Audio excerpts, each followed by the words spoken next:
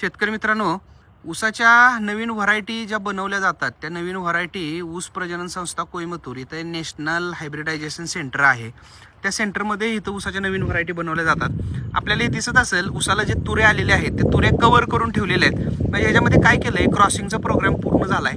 म्हणजे संकर केल्यात, वेगवेगळ्या व्हरायटीचं क्रॉसिंग केलंय आणि वेगवेगळ्या व्हरायटीचं क्रॉसिंग करून आपल्याला हे अशा पद्धतीनं कव्हर करून ठेवलेलं दिसते. आता ह्याच्यापासून निघणार जे फ्लफ आहे किंवा सीड मटेरियल आहे तर ते रिस्पेक्टिव्ह सायंटिस्टला जातं आणि त्याच्यापासून मग नवीन व्हरायटी, मग ह्या नवीन व्हरायटी डेव्हलप करणं मित्रांनो अतिशय किचकट गोष्ट आहे. कारण ऊस पीक हे जास्त ड्युरेशनचं पीक आहे.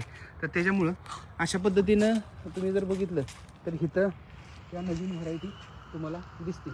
तर सांगण्यामागचा उद्देश काय आपला, की आपल्याकडं ज्या व्हरायटी येतात, आता आपल्याकडे 86-032 आहे, 14-012 ही व्हरायटी आलेली आहे. ह्या सगळ्या व्हरायटी ज्या आहेत ह्या नवीन व्हरायटी आता आलेली ह्या इथल्याच आलेल्या आहेत.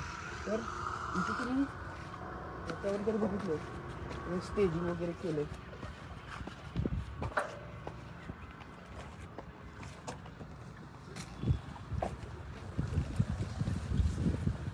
सुंदर म्हणजे ब्रीडिंग प्रोग्रामसाठी सायंटिस्टला हे बघा इथं आत जाता यावं म्हणून हे केलंय. त्या व्हरायटीज वेगवेगळ्या आहेत इथं, हे बघा इथं दिसतंय. असं हे संशोधन संस्था आहे. तर आला तर कधी नोव्हेंबर-डिसेंबर महिन्यात या, म्हणजे हे ब्रीडिंग